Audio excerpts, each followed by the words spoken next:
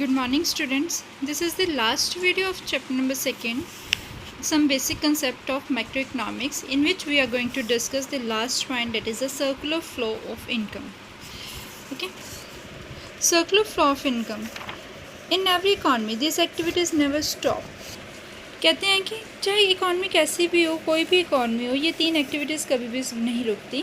That is the production of goods and services. जो production है goods and services, जो produce करते हैं गुड्स एंड सर्विसेज, हमेशा प्रोड्यूस होते ही रहते हैं.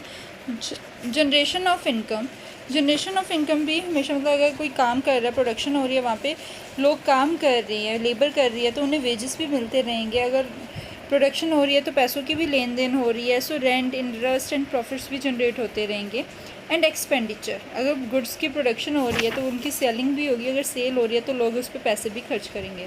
सो इसका मतलब कि in terms of consumption expenditure and investment expenditure are always there. In fact, these activities are the lifeline of an economy. The concept of an economy doesn't exist without these activities. क्योंकि इन activities के बिना कोई भी work जो है वो अच्छे से परफॉर्म नहीं होता. इकॉनमी जो है वो स्टिग्नेंट हो जाती है. सो एक इकॉनमी जो है वो हमेशा चलती रहती है और इनमें ये तीन एक्टिविटीज़ हमेशा होती ही रहती हैं. There are 3 phases of a circular economy. That is the production. जैसे कि हमने डिस्कस किया है, ये फेजेस तीन फेजेस होते हैं सर्कुलर फ्लो के इकॉनमी के. Date is the production of goods and services, जो कि हमेशा चलती रहती है. जनरेशन ऑफ इनकम, जैसे कि वेजेस हो गए, इंटरेस्ट हो गया. And third phase is disposition और expenditure of income.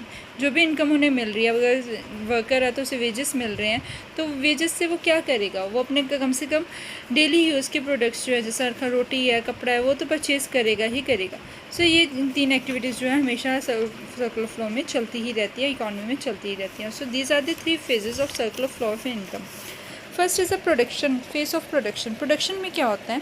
Production refers to the value addition, कि वैल्यू में एडिशन होना. When woods worth ₹5,000 converted into chair worth ₹10,000, there is a value addition worth ₹5,000. क्या मेरे पास वुड है ₹5,000 की, जिसे मैंने काट के चेयर्स में कन्वर्ट किया और उन चेयर को मैंने 10,000 रुपये में बेच सकती हूँ. सो उसकी वैल्यू क्या होगी? 10,000 रुपये. सो मैंने वुड की वैल्यू वुड को चेयर में कन्वर्ट करके उसकी वैल्यू को कितना इंक्रीज़ कर दिया, उसकी वैल्यू में कितना एडिशन हुआ. That is 10,000 minus 5,000. 10,000 चेयर की कॉस्ट माइनस 5,000 जो वुड की कॉस्ट है, माइनस करके पता लग गया कि मैंने कितनी वैल्यू एडिशन की है. That is ₹5,000.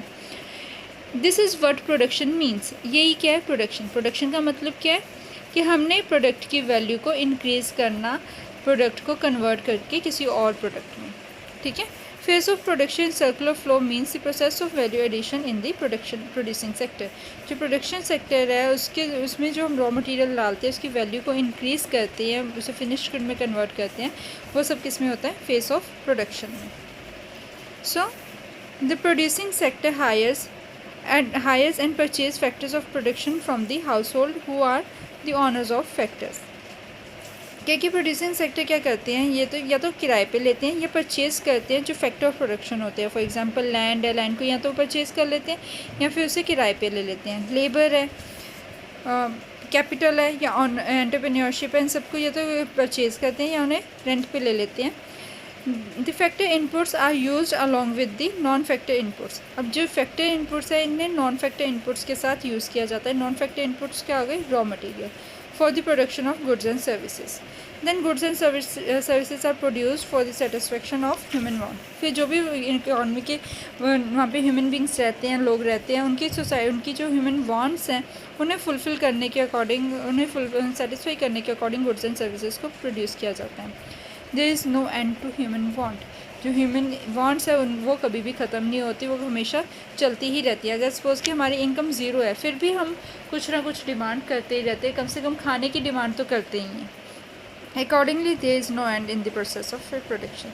सो इसीलिए प्रोडक्शन भी कभी भी ख़त्म नहीं होती. Next is a phase of income generation, also called phase of distribution. अब सेकेंड फेज़ की हम बात कर रहे हैं, जो कि है फेज़ ऑफ इनकम जनरेशन और phase of distribution. For rendering this effective services to the producer, the households gets factor payments. कह रही कि अब जो हाउस होल्ड सेक्टर है वो प्रोड्यूसर सेक्टर को, प्रोडक्शन सेक्टर को सर्विसेज देता है, फैक्टर सर्विसेज देता है. तो प्रोड्यूसर सेक्टर इन रिटर्न उन्हें पेमेंट करते हैं, जैसे कि रेंट फॉर लैंड. जो लैंड ली है उस पर रेंट मिलता है. जो कैपिटल ली है उस पर इंटरेस्ट मिलता है, जो लेबर लग रही है उन पे वेजेस या सैलरीज मिलते हैं, और जो एंटरप्रेन्योरशिप हैं, जो अपने एफर्ट्स लगा रहे हैं, उन्हें प्रॉफिट दिया जाता है। From the viewpoint of the household these are factor income. अब हाउस होल्ड के पॉइंट से ये क्या हो गई, इनकी फैक्टर इनकम, जो भी उन्होंने फैक्टर सर्विसेज लगाई हैं उस पर जो इनकम मिल रही है वो क्या हो गई, factor incomes. Thus in phase 2 of circular flow the generation of income as a consequence for the production of goods and services in phase 1। So phase 2 में क्या बता रहे हैं, जो भी उन्होंने प्रोडक्शन की है, जो भी उन्होंने प्रोडक्शन सर्विसेज लगाई हैं, उसके इन रिटर्न वो उन्हें पेमेंट दे रही है, फैक्टर इनकम जो है वो पे कर रही है। ठीक है, उनको जो फैक्टर्स पे एक्सपेंडिचर कर रहे हैं, खर्चा कर रहे हैं, जिससे हाउस होल्ड सेक्टर को इनकम हो रही है, फैक्टर्स जो सर्विसेज दे रहे हैं उस पर इनकम हो रही है। Now value addition is converted into factor income. अब वैल्यू एडिशन, जितनी वैल्यू एडिशन हुई है, जितनी भी उन्होंने वैल्यू ऐड किया है, वुड से उन्होंने चेयर बनाई है, चेयर पे उन्होंने जो 5000 रुपीज़ उनकी वैल्यू एडिशन हुई थी, उसमें से उन्होंने लैंड जहाँ पे मशीनरी रखी है, जहाँ पे प्लांट इस्टेब्लिश किए हैं, वहाँ पे उन्होंने उस लैंड पे उन्होंने रेंट दे दिया। जो उन्होंने वहाँ पे लेबर काम कर रही थी, वहाँ पे उन्होंने लेबर को उन्होंने 5000 में से वेजेस और सैलरीज दे दिए। जो कैपिटल थी उस पर इंटरेस्ट दे दिया, और जो मैनेजर्स एंटरप्रेन्योरशिप है उनको प्रॉफिट दे दिया। Now the third is phase of disposition और एक्सपेंडिचर, वेयर डज इनकम गो। अब जो लेबर को इनकम दी गई है इन फॉर्म ऑफ सैलरीज और वेजेस, या फिर बाकी जो फैक्टर इनकम्स उन्हें हुई हैं, तो वो कहाँ पे स्पेंड की गई है। इट इज़ स्पेंड और dispose on the purchase of final goods and services. अब जो अलग अलग कंपनीज, अलग अलग प्रोडक्शन हाउसेज है, उन्होंने अलग अलग गुड्स एंड सर्विसेज प्रोड्यूस किए हैं, तो वो जो भी इनकम हुई है, हाउस होल्ड सेक्टर को जो भी इनकम हुई है, वो क्या करते हैं, उस इनकम को फर्दर फाइनल गुड्स और सर्विसेज को परचेज करने में खर्च करते हैं। When households buy the final goods there is a consumption expenditure. क्या है कि जब हाउस होल्ड सेक्टर वो गुड्स और सर्विसेज परचेज करते हैं और वो जो पैसे खर्चते हैं, पैसे देते हैं लोगों को, उसे क्या कहते हैं, consumption expenditure. When producers buy the final goods there is a investment expenditure. और जब प्रोड्यूसर कोई फाइनल गुड परचेज करता है फॉर फर्दर प्रोडक्शन, तो उसे कहा जाता है investment expenditure.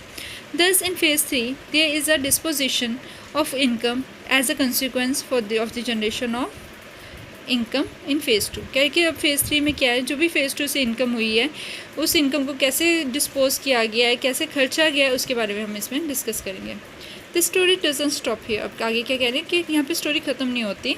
Consumption expenditure and investment expenditure generate demand of goods and services in the economy. Further क्या है, जो पैसे उन्होंने खर्चे हैं, जो भी उन्होंने खर्चा किया है, उससे क्या लोगों में और फ्लो ऑफ मनी हुआ है, जिससे और लोग भी गुड्स एंड सर्विसेज की डिमांड करते हैं, और उन डिमांड को फुलफ़िल करने के लिए फिर से प्रोडक्शन की जाती है, फिर से प्रोडक्शन करने के लिए फिर से हाउस होल्ड सेक्टर से सामान लेते हैं, देन ये सर्कल जो है वो चलता ही रहता है। सो प्रोडक्शन से इनकम जनरेट होती है, इनकम जनरेट से एक्सपेंडिचर होता है, और एक्सपेंडिचर से फिर से दोबारा प्रोडक्शन की जाती है। अब सर्कुलर फ्लो मॉडल इन दी 2 सेक्टर इकॉनमी में आपको बताया जा रहा है, जैसे कि हमने रियल फ्लो और मनी फ्लो किया था, तो वो दोनों इसमें कंबाइन किए गए हैं। इसमें जो ग्रीन लाइन है वो बता रही है कि प्रोड्यूसर सेक्टर जो है वो हाउस होल्ड सेक्टर से जो प्रोड्यूसर सेक्टर यहाँ पे प्रोड्यूसर्स हैं और हाउस होल्ड्स हैं, 2 सेक्टर्स की इसमें बात की गई है, प्रोड्यूसर्स एंड हाउस होल्ड्स। इसमें जो प्रोड्यूसर्स हैं वो गुड्स एंड सर्विसेज जो है वो लेते हैं, गुड्स एंड सर्विसेज जो है वो देते हैं, किसे देते हैं, हाउस होल्ड सेक्टर को, और in return goods and services जो वो दे रहे हैं उस पर इन्हें क्या मिलती है, गुड्स एंड सर्विसेज पे एक्सपेंडिचर करते हैं हाउस होल्ड सेक्टर, उन पे पैसे जो है वो लेते हैं। ठीक है, 10 करोड़ की उन्होंने गुड्स एंड सर्विसेज दी और 10 करोड़ की उन्होंने गुड्स एक्सपेंडिचर किया हाउस होल्ड सेक्टर ने। फर्दर प्रोड्यूसर ने क्या किया, फैक्टर्स जो हाउस होल्ड सेक्टर से लिए हैं, that is land, labour, capital, entrepreneurship, और इन रिटर्न जो है वो फैक्टर पेमेंट्स की गई हैं, रेंट, वेजेस, इंटरेस्ट और प्रॉफिट के फॉर्म में हाउस होल्ड सेक्टर को। अब एजम्पशन क्या है, कुछ इस मॉडल को लेके कुछ एजम्पशंस जो है वो ध्यान में रखी गई हैं। There are only 2 sectors in the economy में सिर्फ 2 ही सेक्टर्स हैं, that is a household sector and producer sector. There is no government sector, no external sector. Okay, second is the household spend the entire income so that there is no saving. अब household sector के पास जितनी भी income हो रही है वो सभी उन्होंने खर्च करके गुड्स एंड सर्विसेज परचेज कर लिए, उन्होंने किसी भी तरह की कोई सेविंग नहीं की। The domestic economy is close so that there is no export and import. अब इसमें थर्ड क्या एज्यूम करके चल रहे हैं कि हमने जो फॉरेन कंट्रीज से कोई ट्रेड नहीं किया। जो डोमेस्टिक इकॉनमी है वो क्लोज्ड इकॉनमी है, बाहर से कोई भी सामान आता या जाता नहीं है। Next is there is no government in the domestic economy. Domestic economy में किसी तरह के गवर्नमेंट का भी कोई इंटरफेरेंस नहीं है।